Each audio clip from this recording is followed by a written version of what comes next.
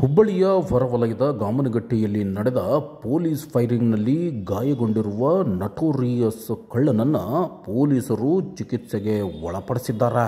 ಹುಬ್ಬಳ್ಳಿಯ ಕಿಮ್ಸ್ನಲ್ಲಿ ಚಿಕಿತ್ಸೆ ಪಡೆದ ನಂತರ ಆತನನ್ನು ಮತ್ತಷ್ಟು ಪೊಲೀಸರು ವಿಚಾರಣೆ ಮಾಡಲಿದ್ದಾರೆ. ಘಟನೆಯ ಬಗ್ಗೆ ಸ್ವತಃ ಪೊಲೀಸ್ ಕಮಿಷನರ್ ಅವರು ಕಿಮ್ಸ್ಗೆ ಭೇಟಿ ನೀಡಿ ಪರಿಶೀಲನೆ ನಡೆಸಿದ್ದಲ್ಲದೆ ಘಟನೆಯ ಹಿನ್ನೆಲೆಯನ್ನು ಸಂಪೂರ್ಣವಾಗಿ ವಿವರಣೆ ನೀಡಿದ್ದಾರೆ. PSI ಕವಿತಾ ಮಾಡ್ಗ್ಯಾಳ್ ಎಂಬುವರು ಶೂಟ್ ಮಾಡಿರುವ ಬಗ್ಗೆಯೂ ಪೊಲೀಸ್ ಕಮಿಷನರ್ ಮಾಹಿತಿಯನ್ನು ನೀಡಿದ್ದಾರೆ. ಹುಬ್ಬಳ್ಳಿಯಲ್ಲಿ ಜ್ಯುವೆಲರ್ಸ್ ಕಳ್ಳತನ ಮಾಡಲು ಅವಳಿನಗರದಲ್ಲಿ ರೆಕ್ಕಿ ನಡೆಸಿದ್ದ ಆರೋಪಿಯ ಬಗ್ಗೆಯೂ ಸಂಪೂರ್ಣವಾದ ಮಾಹಿತಿಯನ್ನು ಪೊಲೀಸ್ ಕಮಿಷನರ್ ಎಸ್ ಶಶಿಕುಮಾರ್ ಅವರು ನೀಡಿದ್ದು ವಿವರಣೆ ಕೇಳಿ. ವ್ಯಾಪ್ತಿಯ ಕೇಶವಾಪುರ ಪೊಲೀಸ್ ಠಾಣೆಯಲ್ಲಿ 17ನೇ ತಾರೀಕು ಇದೇ ತಿಂಗಳು ಒಂದು ಭುವನೇಶ್ವರಿ ಅಂತ ಜ್ಯುವೆಲರಿ ಶಾಪ್ ಥೆಫ್ಟ್ ಆಗಿತ್ತು. ಅದರಲ್ಲಿ ಬಹಳ ದೊಡ್ಡ ಮಟ್ಟದ ಬಂಗಾರ ಮತ್ತು ಬೆಳ್ಳಿ ಕಳವಾಗಿದ್ದನ್ನು ತಾವೆಲ್ಲ ಗಮನಿಸಿದ್ದೀರಿ. ಅದರ ಹಿನ್ನೆಲೆಯಲ್ಲಿ ನಮ್ಮ ತಂಡಗಳು ಸುಮಾರು 10 ದಿನದಿಂದ ನಿರಂತರವಾಗಿ ಪ್ರಯತ್ನ ಮಾಡಿ ಮುಂಬೈ ಮೂಲದ ಒಬ್ಬ ಆರೋಪಿಯನ್ನು ವಶಕ್ಕೆ ತೊಗೊಳೋದ್ರಲ್ಲಿ ಯಶಸ್ವಿಯಾಗಿದ್ದರು.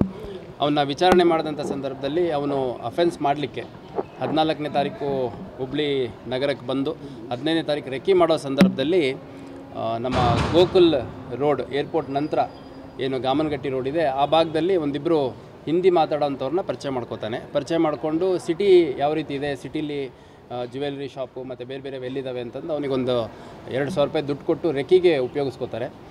ಅದಾದಮೇಲೆ ನೆಕ್ಸ್ಟ್ ಡೇ ಕೂಡ ಆ ಇಬ್ಬರು ಆರೋಪಿಗಳನ್ನು ಜೊತೆಗೆ ಇಲ್ಲಿ ನಮ್ಮ ಧಾರವಾಡದ ಕರ್ನಾಟಕ ಭವನ ಹೋಟೆಲ್ ಏನಿದೆ ಅದರ ಸುತ್ತಮುತ್ತ ಒಂದು ಕಡೆ ಸಂಜೆ ಸುಮಾರು 7 ಗಂಟೆ ಅಷ್ಟೊತ್ತಿಗೆ ಬರಲಿಕ್ಕೆ ಹೇಳಿರ್ತಾರೆ. ಅವ್ರನ್ನ ತೊಗೊಂಡು ಎಕ್ಸಾಕ್ಟ್ಲಿ ಅವತ್ತು ಕೂಡ ರೆಕ್ಕಿ ಮಾಡಿ ಈ ಒಂದು ಜ್ಯುವೆಲರಿ ಶಾಪಲ್ಲಿ ಅಫೆನ್ಸ್ ಮಾಡಿರ್ತಾರೆ.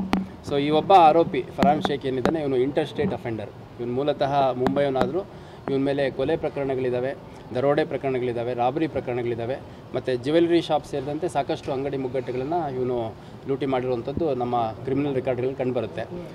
ಈ ಹಿಂದೆ ಬ್ರಹ್ಮಪುರ ಮತ್ತು ರೋಜಾ ಅಂತ 2 ಪೊಲೀಸ್ ಸ್ಟೇಷನ್ ಇದ್ದಾವೆ ಗುಲ್ಬರ್ಗದಲ್ಲಿ.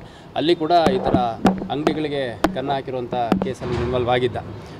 ಸೊ ಇದರ ಹಿನ್ನೆಲೆಯಲ್ಲಿ ಅವನ ವಶಕ್ಕೆ ತೊಗೊಂಡು ವಿಚಾರಣೆ ಒಳಪಡಿಸಿದಾಗ ಗಾಮನಗಟ್ಟಿ ರೋಡಲ್ಲಿ ಇರುವಂಥ ಇಬ್ಬರು ಸ್ಥಳೀಯ ಆರೋಪಿಗಳ ಸಹಾಯ ಏನು ಪಡ್ಕೊಂಡಿದ್ರು ಅವರನ್ನು ವಶಕ್ಕೆ ತೆಗೆಸ್ಕೊಡ್ತೀನಿ, ಅವರಿರೋ ಜಾಗ ತೋರಿಸ್ತೀನಿ ಅಂತ ಕರ್ಕೊಂಡು ಹೋದಂಥ ಸಂದರ್ಭದಲ್ಲಿ ನಮ್ಮ ಇನ್ಸ್ಪೆಕ್ಟ್ರು ಕಟ್ಟಿಯವರು, ಸಬ್ ಇನ್ಸ್ಪೆಕ್ಟ್ರು ಕವಿತಾ ಅವರು ಮತ್ತು ಅವ್ರ ಜೊತೆ ಸ್ಟಾಫ್ ಹೋಗಿರ್ತಾರೆ.